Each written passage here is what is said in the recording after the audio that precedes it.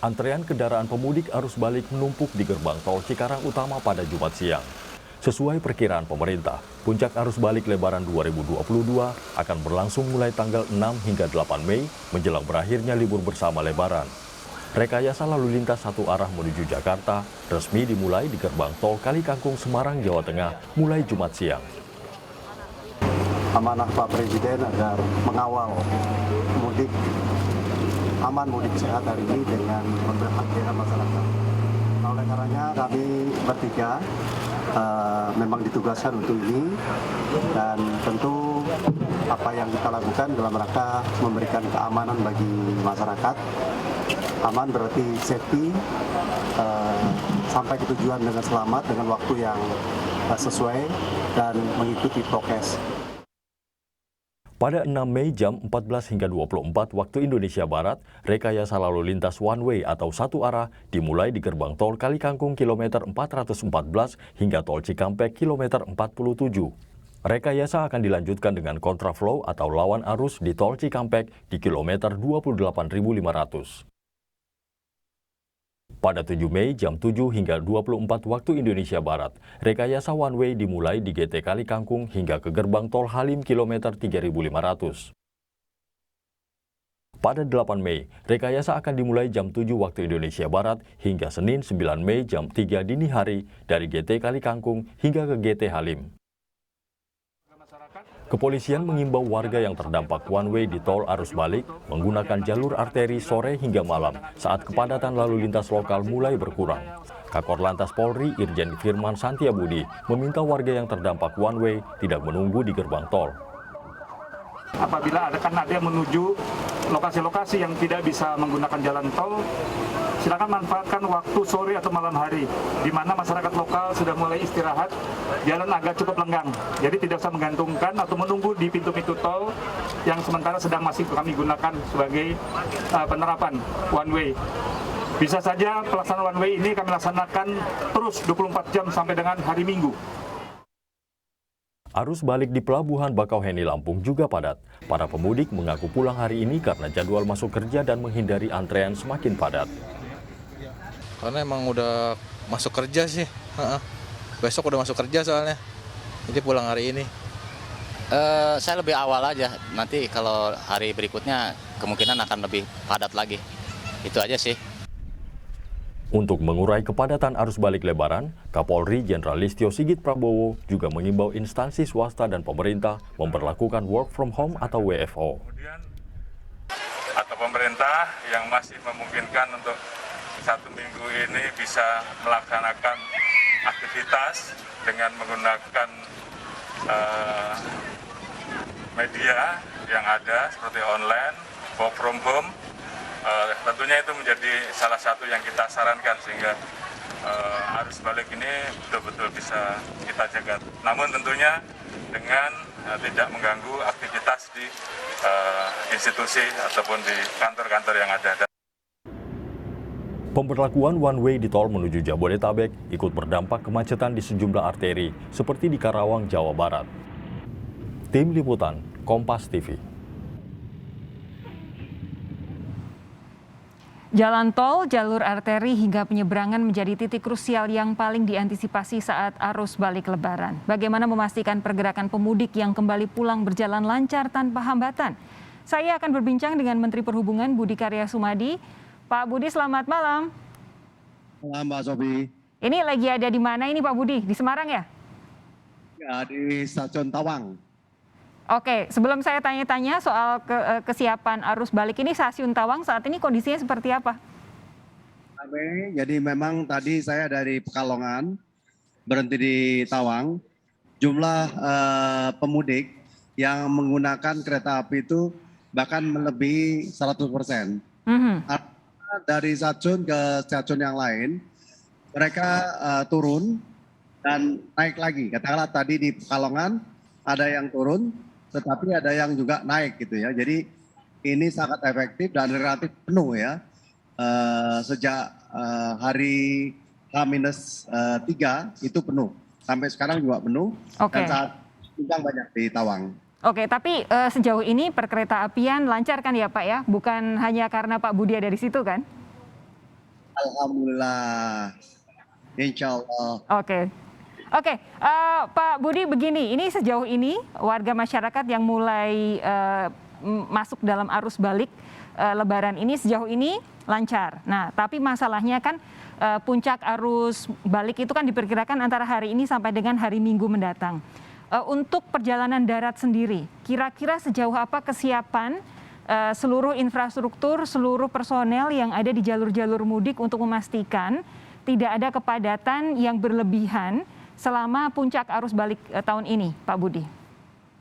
Ya, memang tanggal 6, 7, 8 kita sudah perhitungkan sebagai puncak mudik karena dari riset dan dari satu pengalaman kita. Dan oleh karenanya secara lugas kita berlakukan 4 rekayasa lalu lintas sekaligus dan berlaku di 3 hari tersebut. Walaupun demikian, kita juga tidak menganjurkan para pemudik itu pada 3 hari itu. Kemarin Pak Presiden minta lebih awal dan bahkan menganjurkan kalau memang dimungkinkan itu setelah tanggal 8, artinya tanggal 9 sampai tanggal 12. Kita ketahui bahwa pemerintah memberikan kesempatan cuti bagi masyarakat yang bekerja, cuti diperbolehkan. Dan kedua, adik-adik kita yang sekolah sampai SMA diperkenankan untuk belajar secara daring sampai tanggal. Jadi harapannya selain 4 rekayasa juga dilakukan upaya himbauan tidak melakukannya pada tanggal 6 sampai 8 ini. Oke. Pak Budi begini, ini kan kita sudah akan menghadapi puncak arus balik ya.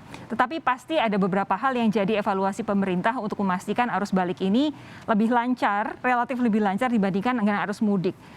Waktu arus mudik kemarin memang secara keseluruhan juga lancar, relatif lancar. Tetapi ada saatnya masyarakat waktu itu kalau nggak salah hari Kamis deh, Kamis terakhir pada bulan puasa itu, sempat ada kemacetan yang panjang sehingga waktu itu viral tuh banyak sekali video-video di TikTok, di Twitter, di Instagram. Orang-orang sampai pada turun Pak dari mobil mereka bisa main congklak di jalanan saking macetnya begitu. Nah, untuk memastikan bahwa arus balik ini bisa lebih mulus dibandingkan ketika arus mudik kemarin, apa yang kira-kira akan berbeda? Ini komunikasi menjadi penting ya. Seperti yang disampaikan oleh Pak Kakor Lantas tadi bahwa silahkan masyarakat mendengarkan apa yang disampaikan oleh polisi, Kakor Lantas berkaitan dengan apa yang akan dilakukan polisi-polisi. Sebagai contoh dan diminta masyarakat memaklumi bahwa effort kita untuk membuat lalu lintas lancar itu memang punya konsekuensi. Beberapa konsekuensi yang tadi dibahas dengan Korlantas, diantaranya adalah untuk ke kota-kota di utara Jawa seperti Cirebon, Brebes, juga Pemalang, Pekalongan, Batang, dan Kendal, bila lalu lintas daripada one way itu begitu masif, maka mereka-mereka yang akan masuk ke jalan tol tidak diperkenankan. Bahkan apabila terjadi suatu sumbatan pergerakan dari Semarang menuju Jakarta, kita juga akan menyalurkan beberapa mobil-mobil itu ke arah alun arteri. Jadi memang Pak Kaurana sudah menyampaikan sehingga masyarakat juga melihat. Memang kita memberikan jam itu sampai jam 24. Tapi kalau nanti jam 24 ternyata arusnya begitu padat, maka itu ada kemungkinan dilakukan perpanjangan. Okay. Nah, karena Kakor Lantas sudah menyampaikan dan masyarakat kiranya sudah memperhitungkan apabila hari-hari ini, 3 hari ini, silakan menggunakan jalur-jalur arteri, terutama dari Jakarta menuju ke Semarang. Demikian, Mbak Sofi. Jadi memang kalau misalkan memang memungkinkan, selalu dengarkan informasi melalui media massa maupun dari akun-akun media sosial kepolisian begitu ya Pak ya, untuk melihat kira-kira strategi apa yang akan dilakukan. Tapi kira-kira kalau dari pengamatan Pak Budi sendiri berkoordinasi dengan semua yang ada di jalur arus balik ini, kira-kira yang jadi titik krusial itu di mana aja Pak? Krusial terutama berkaitan dengan rest area, ya. Tadi kami melintas di 2 titik rest area dan bahwa rest areanya penuh. Dan bukan begitu saja, beberapa pemudik itu parkir di jalan, ya, sehingga terjadi sumbatan. Itu kritikal. Nah, oleh karenanya, satu, saya minta kepada pemudik seyogyanya tidak melakukan berhenti di depan rest area. Ya tentu pada rekan-rekan petugas untuk melakukan suatu tindakan atau memberikan penjelasan agar mereka tidak stop di situ. Karena signifikan sekali pada saat kita melakukan one way di jalur kiri itu padat, berhenti, ya. Sementara kami di jalur kanan lancar. Setelah kita teliti ada rest area yang membuat satu penyempitan diakibatkan rest area-nya penuh dan beberapa parkir di depan rest area itu sendiri. Nah, ini memang harus dipantau, di-manage supaya itu tidak terjadi. Saya pikir kalau rest area bisa di-manage dengan baik, insya Allah one way ini akan menjadi suatu solusi yang baik dan kecepatan akan diperoleh mungkin sampai 80 km per jam tadi dilakukan. Sedangkan itu terjadi penyumbatan, maka kecepatan itu bisa turun sampai 40 bahkan sampai 20 km per jam. Demikian Mbak Sofi. Oke, sekedar informasi saudara, gambar yang Anda saksikan saat ini adalah gambar real time atau saat ini yang terjadi di sekitar tol Cileunyi, gerbang tol Cileunyi. Ini kabar baik nih buat Pak Menhub, karena gerbang tol Cileunyi saat ini kondisinya lancar sekali, bahkan relatif sepi dibandingkan titik-titik yang lain. Ini mungkin bisa jadi salah satu pertimbangan untuk Anda dalam memilih jalur untuk kembali ke ibu kota. Pak, oh ya, ini saat ini yang Anda lihat adalah gambar real time juga saat ini di kilometer 47 di Karawang. Ini juga padat, tetapi sejauh ini lancar. Apa yang terjadi di kilometer 47, Pak Menhub? Kilometer 47 memang kita rencanakan ada kontraflow, tapi saya lihat sudah dilakukan one way, mungkin sudah ada satu policy daripada Kakor Lantas untuk merubah menjadi one way. Karena memang jumlah yang akan datang ke Jakarta dari Semarang itu sangat padat ya. Kita lakukan dan bisa dengan kecepatan 60 sampai 80, maka volume yang dari Semarang, dari Solo itu bisa cepat datang ke Jakarta dan kita dengan segera bisa memindahkan dari status one way menjadi kontraflow atau dua arah. Oke, Pak Menhub, saya beralih dong dari jalur darat ke jalur laut. Beberapa waktu yang lalu, evaluasi paling besar, kritikan paling besar disampaikan oleh masyarakat adalah bahwa pemerintah itu sangat fokus pada jalur darat, terutama untuk mobil-mobil pribadi dan kendaraan yang melalui jalan raya begitu, tetapi lupa dengan penyeberangan, sehingga waktu itu sempat terjadi penumpukan luar biasa di beberapa pelabuhan. Ada penumpang kapal yang bahkan harus antre sampai dengan 8 jam. Bagaimana caranya memastikan supaya yang itu tidak terjadi lagi? Jadi makanya komunikasi ini menjadi penting. Kita memang menginformasikan pada masyarakat agar tidak melakukan mudik pada H-3 sampai H-1. Dan apa yang terjadi pada saat itu H-3, penumpangnya berjumlah 37.000. Dan itu kenaikannya 63% dari tahun 2019 yang apple to apple dengan situasi sekarang. Jadi memang kapasitas yang kita sediakan tidak sebesar itu. Nah setelah itu H-1 itu turun.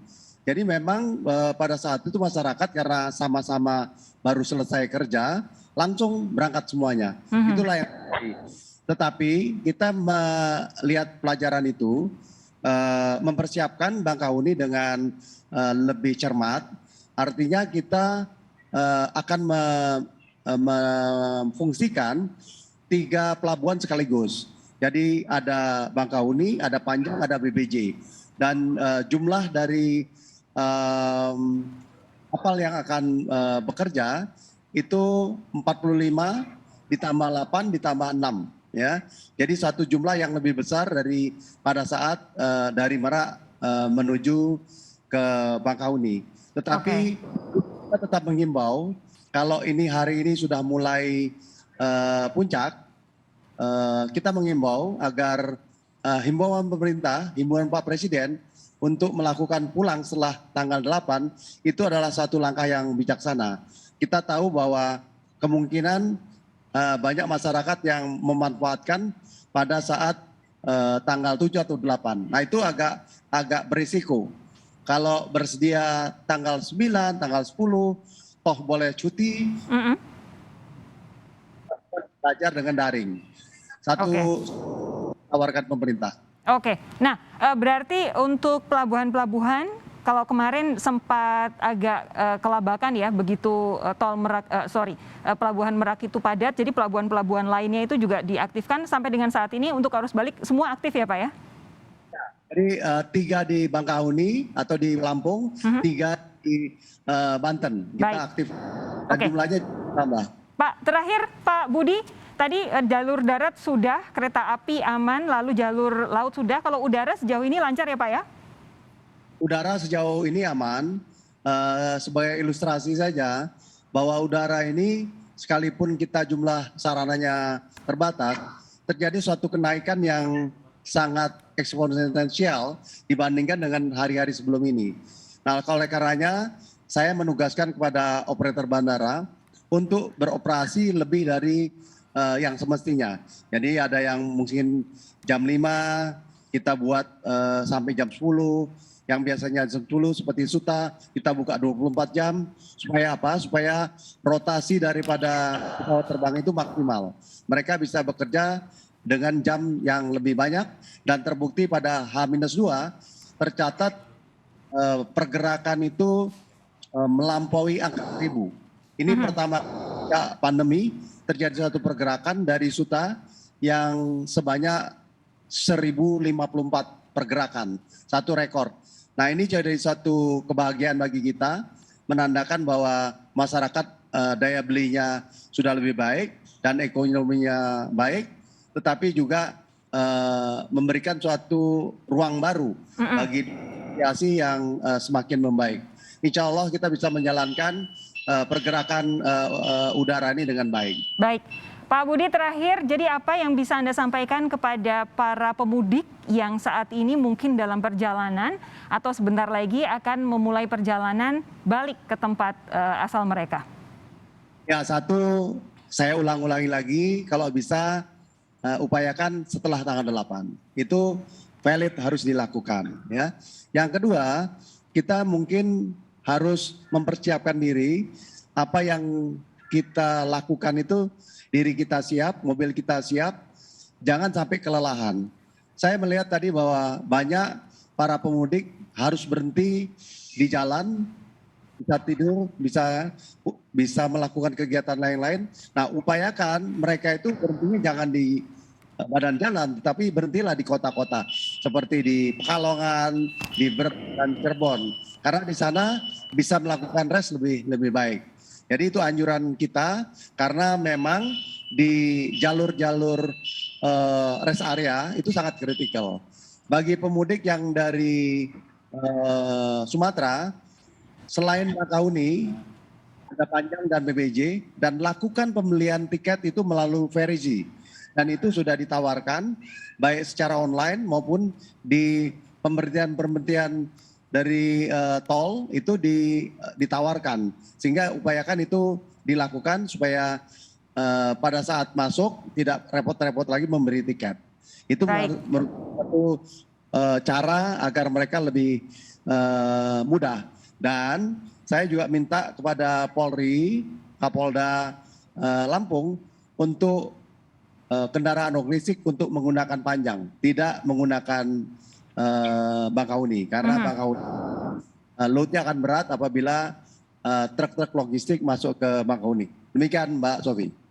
Terima kasih Pak Budi Karya Sumadi, Menteri Perhubungan, sudah bergabung bersama kami di Sapa Indonesia Malam langsung dari Stasiun Tawang di Semarang. Sehat terus ya Pak ya. Terima kasih.